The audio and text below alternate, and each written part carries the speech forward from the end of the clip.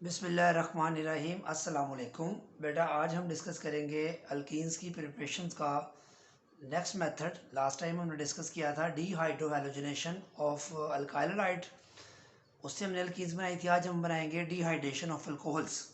तो अल्कोहल्स आपको पहले पता होना चाहिए, ऐसे ऑर्गेनिक कंपाउंड्स को हम कहते हैं जिनमें हाइड्रोक्सल ग्रुप डायरेक्ट कार्बन से अटैच हो। ऐसे कंपाउंड्स को हम अल्कोहल्स कहते हैं। ये हम जीरो चैप्टर की नॉमेनक्लेचर में सारी तफसील डिस्कस कर चुके हैं, इसलिए आपको इस फंक्शनल ग्रुप में भी हमने इसको पढ़ा। तो आपको सामने ये स्ट्रक्चर लिखा हुआ है, दो कार्बन है, दो कार्बन का अल्केन हो तो क्या कहते हैं, इथेन। तो उस इथेन के ई को हटा के OL लगा देते हैं तो ये IUPAC नेम बन जाता है एथेनॉल, या कॉमन नेम बन जाता है इथाइल अल्कोहल। ये CH3 इकट्ठा कर लिखें तो CH3CH2 है, तो ये इथाइल अल्कोहल है। तो इथाइल अल्कोहल में आप देख सकते हैं ये अल्फा कार्बन है, ये बीटा कार्बन है। जैसे हमने अल्काइलाइड की जब से डीहाइड्रोजनेशन करवाई थी तब भी हमने डिस्कस किया था कि ये ब्रोमीन के साथ ये कार्बन अल्फा कार्बन थी और ये बीटा कार्बन थी और ये बीटा हाइड्रोजन थी। तो ये भी एलिमिनेशन रिएक्शन की तरह ही है। देखिए ज़रा कि OH यहाँ से लॉन्ग विद इलेक्ट्रॉन पेयर यहाँ से निकलेगा और यह हाइड्रोजन यहाँ से प्रोटॉन की फॉर्म में निकलेगा, ये इलेक्ट्रॉन पेयर शिफ्ट हो जाएगा तो ये प्रोटॉन और ये OH माइनस, बेटा ये क्या बना देंगे, वाटर। ये सेम कलर शो करने का मकसद है कि आपको समझने में आसानी हो जाएगी। ये इन्होंने आपस में मिलना है, अल्फा कार्बन से OH और बीटा कार्बन से हाइड्रोजन मिलेगा प्रोटॉन की फॉर्म में तो ये वाटर बनेगा। ये लॉन्ग विद इलेक्ट्रॉन पेयर जाएगा और ये इलेक्ट्रॉन पेयर शिफ्ट हो जाएगा तो C double bond C carbon के दरमियान डबल बॉन्ड आ जाएगा तो ये इथीन बन जाएगी। तो ये एल्यूमिना बेटा यहाँ पे डिहाइड्रेटिंग एजेंट है, 340 से 450 डिग्री सेंटीग्रेड टेम्परेचर है। और हमारे पास आप देख सकते हैं तो यहाँ पे डिहाइड्रेटिंग एजेंट्स क्या क्या इस्तेमाल हो सकते हैं मेरा बेटा, फास्फोरस पेंटाऑक्साइड इस्तेमाल हो सकता है, कंसनट्रेटेड सल्फ्यूरिक एसिड इस्तेमाल हो सकता है, फास्फोरिक एसिड इस्तेमाल हो सकता है। They all are used as dehydrating agent. तो अब हमने एक जो नेक्स्ट सेक्शन लिखा हुआ है कि अब हम डिस्कस करेंगे कि प्राइमरी अल्कोहल और सेकेंडरी अल्कोहल और टर्शियरी अल्कोहल की जो डिहाइड्रेशन है वो कैसे होगी। देखिए मेन तो यही चीज़ होगी, OH और H, अल्फा से OH बीटा से हाइड्रोजन निकलेगा। देखें ज़रा, अल्फा कार्बन से OH और बीटा कार्बन से हाइड्रोजन निकलेगा तो ये तो सेम रिएक्शन रिपीट हो गया है, लेकिन इसकी कंडीशन देखें क्या है, 75% बेटा सल्फ्यूरिक एसिड है और 140 टू 170 डिग्री सेंटीग्रेड टेम्परेचर पे ये रिएक्शन हुआ है।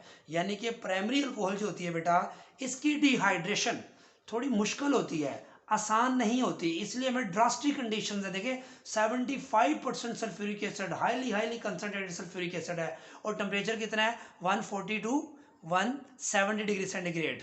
तो ये ड्रास्टिक कंडीशंस कहलाती हैं।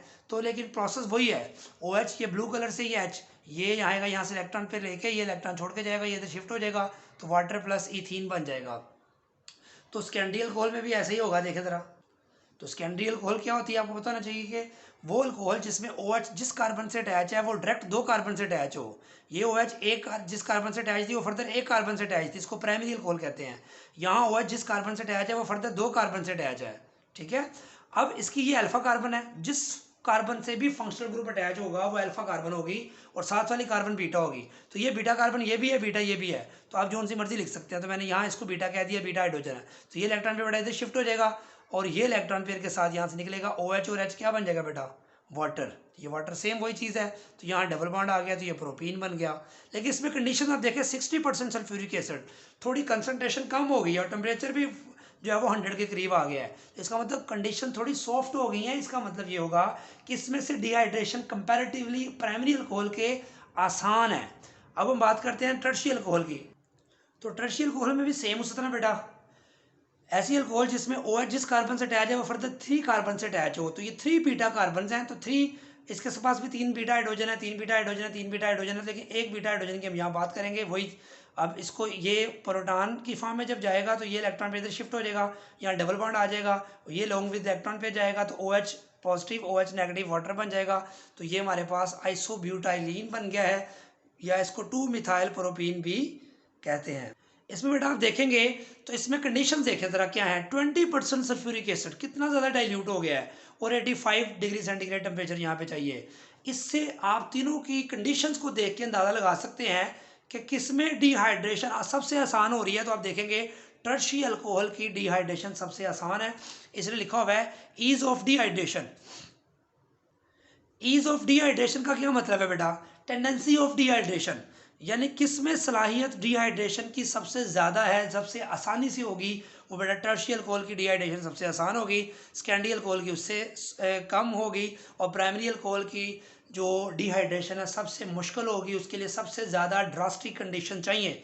लेकिन अगर एक्शन के अतबार से देखें, OH water, OH water, OH water, primary alcohol हो, सेकेंडरी अल्कोहल हो, टर्शियल अल्कोहल हो, तीनों में कॉमन चीज़ क्या है कि वाटर बन रहा है। किस तरह? अल्फा कार्बन का OH और बीटा कार्बन का हाइड्रोजन वाटर बन के निकल रहा है। तो डिहाइड्रेशन ऑफ टर्शियल अल्कोहल सबसे ज़्यादा आसानी से हो रही है, सेकेंडरी अल्कोहल की थोड़ी मुश्किल हो रही है, प्राइमरी अल्कोहल की सबसे ड्रास्टिक कंडीशंस पे हो रही है। लेकिन प्रोडक्ट तीनों में क्या बन रही है बेटा? अल्कीन्स ही बन रही हैं।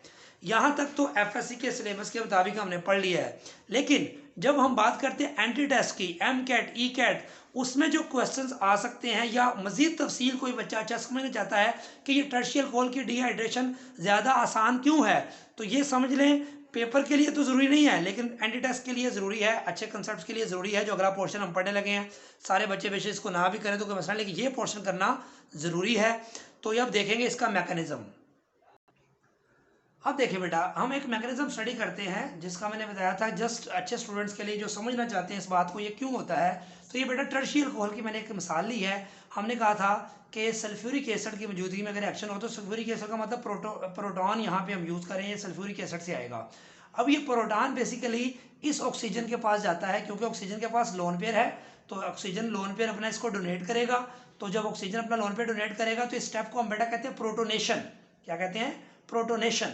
तो पहले स्टेप में यहाँ प्रोटोनेशन होगी, तो ऑक्सीजन का एक बॉन्ड ये है, एक बॉन्ड ये है, दो। जब ये तीसरा बॉन्ड बनाएगा तो ऑक्सीजन पे बेटा क्या चार्ज आ जाएगा? पॉजिटिव चार्ज आ जाएगा। ये बात आप ज़हन नशीं कर लें कि जब भी ऑक्सीजन अपना लोन पेयर डोनेट करता है, जैसे कोऑर्डिनेट कोवलेंट बॉन्ड आपने पढ़ा होगा, हाइड्रोनियम आयन आपने पढ़ा होगा कि वाटर के पास जब प्रोटॉन आता है तो हाइड्रोनियम आयन बनता है, और हाइड्रोनियम आयन जब भी बनता है तो वाटर पे पॉजिटिव चार्ज, हाइड्रोनियम आयन जब भी बनता है ऑक्सीजन पे पॉजिटिव चार्ज आता है। सेम यहाँ पे भी देखो कि हाइड्रोनियम पे ऑक्सीजन पे पॉजिटिव क्यों आता है? क्योंकि ऑक्सीजन के 3 बॉन्ड बन जाते हैं। यहाँ भी इसके 2 बॉन्ड ऑलरेडी हैं, तीसरा बॉन्ड ये प्रोटॉन से बनाता है, तो ये OH2 हो जाएगा और इस पर क्या चार्ज आ जाएगा? पॉजिटिव आ जाएगा। बेटा ऐसा क्यों किया? इसलिए किया कि OH को हम यहाँ पे निकालना चाहते हैं, OH को यहाँ से हम निकालना चाहते हैं। और याद रखें OH अच्छा लिविंग ग्रुप नहीं है, ये जाने के लिए तैयार नहीं होता, ये कहता है मैंने नहीं जाना। आप उसको बड़ी रिक्वेस्ट करते हो कि भाई चले जाओ यहाँ से, कहता है मैंने नहीं जाना। तो आप क्या करते हो? आप प्रोटॉन की मदद लेते हो। प्रोटॉन जब इसकी जाके प्रोटोनेशन कर देगा, अब ये वाटर बन के आसानी से यहाँ से निकल जाएगा। क्योंकि OH यहाँ से क्यों नहीं जाएगा? वो कहेगा मैं यहाँ से जाऊँगा तो मैं स्टेबल नहीं हूँ, क्योंकि यहाँ से जाने से अगर OH यहाँ से जाता है तो OH माइनस बनेगा, तो OH माइनस स्टेबल नहीं होता, वो स्ट्रॉन्ग बेस है। इसलिए ये प्रोटॉन जब लग जाता है तो ये OH2 वाटर बन के यहाँ से आसानी से जा सकता है। अब देखिए ज़रा, अब ये ऑक्सीजन जो ये पॉजिटिव चार्ज खत्म करने के लिए इस शेड पेयर को अपनी तरफ टैट करेगा। जब इस शेड पेयर को अपनी तरफ टैट करेगा तो ये वाटर बन जाएगा, तो वाटर बन के ये आसानी से चला जाएगा क्योंकि वाटर स्टेबल है। जब ये वाटर बन के यहाँ से निकलेगा, ये इलेक्ट्रॉन लेके जाएगा तो इस कार्बन को डेफिशिएंट बना जाएगा, इस पर पॉजिटिव चार्ज आ जाएगा, और इस पॉजिटिव चार्ज आने से इसको कहते हैं टर्शरी कार्बोनियम आयन या कार्बोकैटायन, और इसी को क्या बोलते हैं? इंटरमीडिएट। यानी कि ये रिएक्टेंट्स हैं और ये फाइनल प्रोडक्ट है, और ये दरमियान वाली स्टेट को क्या बोलते हैं? इंटरमीडिएट स्टेट, ट्रांजिशन स्टेट भी कहते हैं। अब इस ट्रांजिशन स्टेट को मैंने दोबारा लिखा यहाँ पे। अब इसकी जो बीटा हाइड्रोजन है, जो बीटा हाइड्रोजन वहाँ हमने डायरेक्ट स्टेप में निकाली थी ना, बीटा हाइड्रोजन की OH से मिलके चले गई है। असल में अब बीटा हाइड्रोजन यहाँ से निकलेगी और ये प्रोटॉन की फॉर्म में यहाँ से वापस चला जाएगा, और ये बीटा हाइड्रोजन का लोन पे बॉन्ड पे इधर आ जाएगा, तो ये डबल बॉन्ड आ जाएगा। ये डबल बॉन्ड जो है ये वाला है, और ये CH3 पहले से मौजूद है, और ये प्रोटॉन यहाँ से निकलेगा। इसको बोलते हैं हम बेटा डी प्रोटोनेशन। क्या बोलते हैं? ये स्टेप क्या था? प्रोटोनेशन। और इसको क्या बोलेंगे? D protonation. ये क्या थी? कैटलिस्ट। कैटलिस्ट आपको पता है रिएक्शन के एंड पे क्या होती है? रीजनरेट होती है। तो ये प्रोटॉन दोबारा रीजनरेट हो चुका है, और ये जो प्रोडक्ट बनी है इसको आइसोब्यूटाइलीन कहते हैं। और इसका बताने का मकसद ये है बेटा कि इसमें ये इंटरमीडिएट स्टेट क्या है? टर्शियरी कार्बोनियम आयन, क्योंकि हमने टर्शियल अल्कोहल ली थी। अगर हम यहाँ सेकेंडरी अल्कोहल लेते तो यहाँ जो कार्बोकैटायन बनता वो सेकेंडरी कार्बोनियम आयन होता, और अगर यहाँ हम प्राइमरी अल्कोहल लेते तो प्रोटोनेशन के बाद, वाटर की रिमूवल के बाद यहाँ प्राइमरी कार्बोकैटायन बनता। तो बेटा याद रख लें, मैंने जो कही बात कि tertiary carbonium ion transition state में बनता है। टर्शियरी अल्कोहल के केस में ये सबसे ज़्यादा स्टेबल है, सेकेंडरी उससे लेस स्टेबल है, प्राइमरी उससे लेस स्टेबल है। जो अब ये चूँकि इंटरमीडिएट स्टेट में बनते हैं, कहाँ बनते हैं? इंटरमीडिएट स्टेट में। और याद रख लें, जिस रिएक्शन की इंटरमीडिएट स्टेट स्टेबल होगी उस रिएक्शन के प्रोसीड होने के चांसेस सबसे ज़्यादा होंगे। इस प्राइमरी अल्कोहल में ये ट्रांजिशन स्टेट बनती है, ये प्राइमरी कार्बोकेटाइन है, ये हाईली अनस्टेबल है, इसलिए ये चूँकि बनेगा ही नहीं, ये स्टेबल ही नहीं होगा, तो इस रिएक्शन की डिहाइड्रेशन आसानी से नहीं होगी, क्योंकि ट्रांजिशन स्टेट के बगैर प्रोडक्ट नहीं बननी। चूँकि इसकी ट्रांजिशन स्टेट स्टेबल ही नहीं है, इसलिए इसकी डिहाइड्रेशन थोड़ी मुश्किल होगी, इसके जो है थोड़ी मुश्किल होगी। जबकि टर्शियरी अल्कोहल की डिहाइड्रेशन देखिए सॉफ्ट कंडीशन से हो गई थी। क्यों? क्योंकि इसकी transition state tertiary carbonium ion है और ये सबसे ज़्यादा स्टेबल है। ये बात याद रख लेनी आपने। अब ये टर्शियरी कार्बोनिक आयन सबसे ज़्यादा स्टेबल क्यों है? बेटा ये कंसेप्ट होता है एक हाइपर कॉन्जुगेशन। हाइपर कॉन्जुगेशन एक कंसेप्ट है जो कि बीएससी लेवल पे हम पढ़ाते हैं। जस्ट इस तरह से बस याद रख लें कि हाइपर कॉन्जुगेशन के मुताबिक इस टर्शियरी कार्बोनियम आयन के स्ट्रक्चर्स ज़्यादा एग्जिस्ट करते हैं, ज़्यादा बनते हैं, जबकि इसके कम बनते हैं, इसके और कम बनते हैं। क्यों? क्योंकि इसकी बीटा हाइड्रोजन ज़्यादा है। जितनी बीटा हाइड्रोजन 3 3 6 3 9 है, यहाँ 6 है, यहाँ 3 है, यहाँ 9 स्ट्रक्चर बीटा हाइड्रोजन की वजह से 9 हाइपर कॉन्जुगेशन के स्ट्रक्चर बनेंगे। यहाँ 6 बन सकते हैं, यहाँ 3 बन सकते हैं। ये बस इतनी बात याद रखनी है। तो क्या बात मैंने बताई आपको बेटा? डिहाइड्रेशन टर्शियरी अल्कोहल की सबसे ज़्यादा क्यों है? Due to the stability of intermediate carbocation. The reaction in which intermediate is more stable, then that reaction has more tendency to take place and vice versa. तो ये बात याद रख लें बेटा, टर्शियरी कार्बोनियम आयन की स्टेबिलिटी सबसे ज़्यादा होने की वजह क्या है? Hyper conjugation. ये सिर्फ इतना वर्ड याद रखना है आपने, इसकी तफसील में जाने की जरूरत नहीं है।